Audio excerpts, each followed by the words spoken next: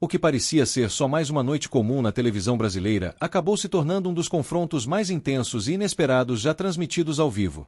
Era para ser apenas uma entrevista descontraída, cheia de piadas e provocações como Danilo Gentili costuma fazer em seu programa.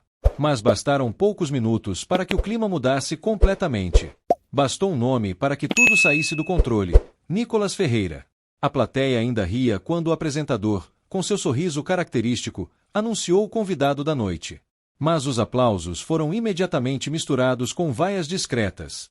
A tensão pairava no ar como fumaça antes de uma explosão. Nicolas entrou sério, passos firmes, sem se deixar afetar pelo ambiente carregado.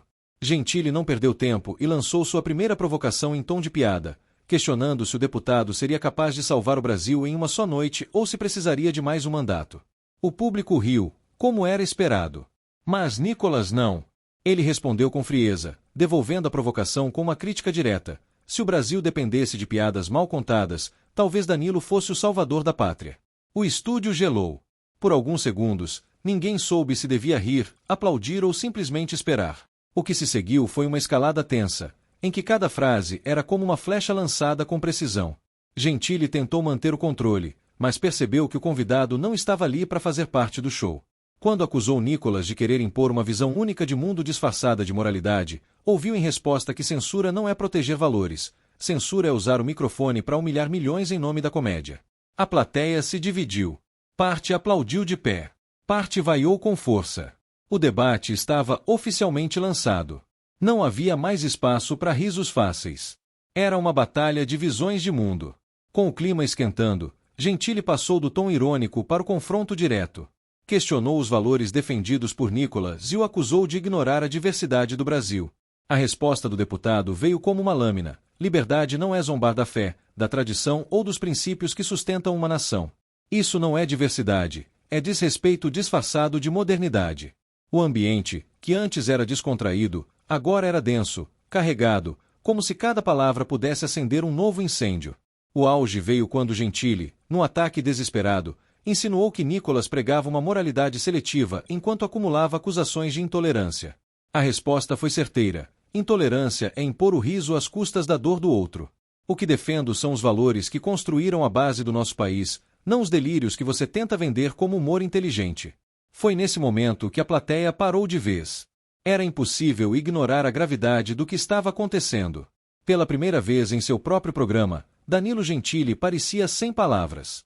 Tentou encerrar com uma piada final, dizendo que Nicolas levava tudo a sério demais e se esquecia de rir. Mas o deputado, impassível, cravou: talvez o problema seja que você ri tanto, que esqueceu de levar a vida a sério. E então o silêncio foi quebrado por uma onda de aplausos ensurdecedores. Gritos. Vaia. Choque. Era como se o país estivesse vendo o espelho da sua própria polarização refletido na tela. O programa entrou em intervalo, mas a tensão não saiu do ar. As redes sociais explodiram com hashtags, comentários e brigas virtuais.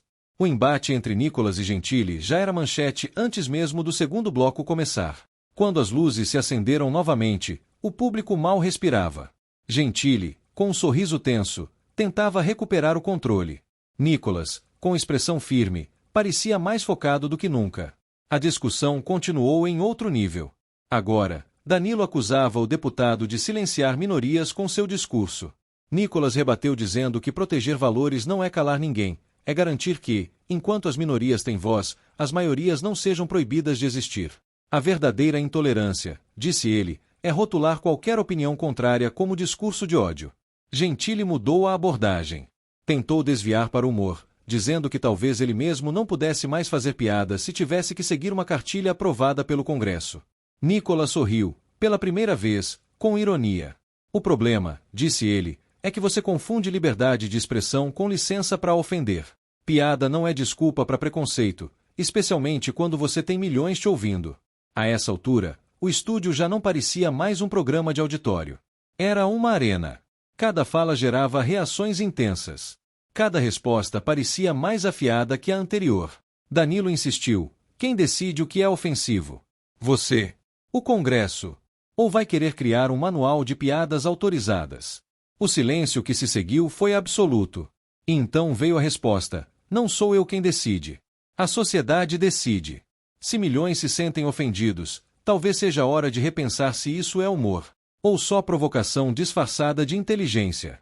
Gentili se inclinou, desafiador. Você tá dizendo que o humor tem que ser politicamente correto? Que eu não posso rir das hipocrisias do sistema? A resposta final de Nicholas foi seca e poderosa. Você pode rir do sistema, Danilo. Mas não das pessoas que sofrem com ele. Porque existe uma linha. E quando ela é cruzada, o riso deixa de ser liberdade e vira covardia. Esse não foi apenas um programa de televisão. Foi um choque de realidades.